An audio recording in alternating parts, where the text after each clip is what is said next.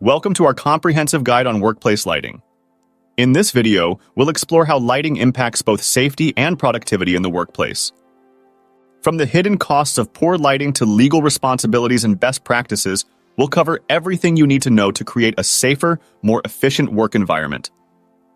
Let's start by understanding why good lighting matters and the real-world impacts it can have on your business and employees. Section 1. Why good lighting matters. Lighting is more than just a practical necessity. It's a key factor in workplace safety and productivity. Proper lighting reduces the risk of accidents, improves employee comfort, and boosts overall efficiency. Studies have shown that well-lit workplaces lead to fewer errors, better concentration, and improved morale among employees. Good lighting also plays a crucial role in reducing health issues such as eye strain, headaches, and fatigue, all of which can lower productivity and increase absenteeism. Section 2. The hidden costs of poor lighting. Let's talk about the hidden costs of poor lighting. When lighting is inadequate, it not only affects employee well-being, but also has a direct impact on your bottom line. Poor lighting can increase the likelihood of accidents, leading to potential legal issues and increased insurance premiums. It can also contribute to higher absenteeism rates as employees may suffer from more frequent headaches, eye strain, and fatigue. Inadequate lighting also affects productivity. Employees working in poorly lit environments are more prone to making mistakes, which can result in costly errors and rework. Section 3. Legal responsibilities of employers. As an employer, it's your legal responsibility to ensure that your workplace meets certain lighting standards. The law requires that workplaces be adequately lit to ensure the safety and health of employees. This includes providing sufficient natural and artificial light, minimizing glare and flicker, and ensuring emergency lighting is in place. Failure to comply with these legal requirements can lead to fines, lawsuits, and even criminal charges. It's crucial to stay informed about the regulations in your area and ensure that your workplace lighting meets or exceeds these standards. So now that we've seen why good lighting is so crucial, here's a question for you. How does your current workplace lighting stack up?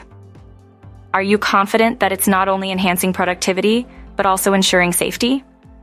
Stick around, because later in this video, we'll show you exactly how to assess your lighting setup and what to look out for to make sure your workplace meets the highest standards. Section 4. Managing lighting risks. Managing lighting risks involves more than just installing a few light bulbs. It's about planning, organization, and continuous assessment. Start by conducting a thorough risk assessment to identify potential lighting hazards in your workplace. Consider factors like the type of work being performed, the layout of the space, and the needs of your employees. Once risks are identified, take action to mitigate them. This could involve installing better lighting fixtures, improving natural light access, or even rearranging workstations to optimize lighting conditions. Section 5. Best practices for lighting design.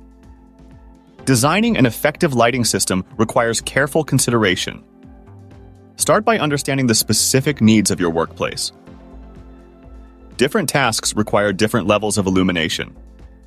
For example, precision work like drafting or assembly might need much brighter lighting than general office work. Consider the placement of lights to avoid shadows and glare, and choose lighting fixtures that provide even, consistent light. Incorporate natural light wherever possible, as it's been shown to boost mood and productivity. Section 6. The importance of regular maintenance. Once you've designed and installed a good lighting system, maintenance is key to keeping it effective. Regularly check lighting fixtures for any issues such as flickering, dimming, or burnout. Replace bulbs as needed and clean light fixtures to ensure they're providing maximum illumination. It's also important to regularly assess the lighting needs of your workplace, as these can change over time. New equipment, layout changes, or even the seasons can affect how much light is needed in different areas. Section 7. Emergency lighting and compliance. Emergency lighting is an often overlooked but critical component of workplace safety. In the event of a power outage or emergency, your employees need to be able to safely exit the building. Emergency lighting should be bright enough to illuminate exit routes and should be regularly tested to ensure it's working properly. Make sure your emergency lighting system meets all legal requirements, and is appropriately maintained. This can be a lifesaver in the event of an emergency and is a non-negotiable aspect of workplace safety compliance. Section 8. Addressing specific lighting hazards. Specific lighting hazards such as glare, flicker, and stroboscopic effects can pose significant risks in the workplace. Glare can cause discomfort and reduce visibility, leading to errors and accidents. Flicker and stroboscopic effects can cause headaches, eye strain, and even exacerbate certain medical conditions like epilepsy. Address these hazards by choosing the right lighting fixtures, adjusting the placement of lights, and using diffusers or shades where necessary. It's also important to educate employees on how to report and address any lighting issues they encounter. Section 9. Employee involvement in lighting safety. Employees play a crucial role in maintaining good lighting conditions. Encourage them to report any lighting issues they experience, whether it's a burnt-out bulb, glare from a screen, or insufficient lighting in certain areas. Employees should also be aware of the importance of lighting for their own safety and productivity, and take steps to ensure their workspaces are well lit. Involve employees in regular assessments of lighting conditions and consider their feedback when making improvements. A collaborative approach ensures that the lighting meets the needs of everyone in the workplace. Section 10. Understanding lighting standards. Finally, let's talk about lighting standards.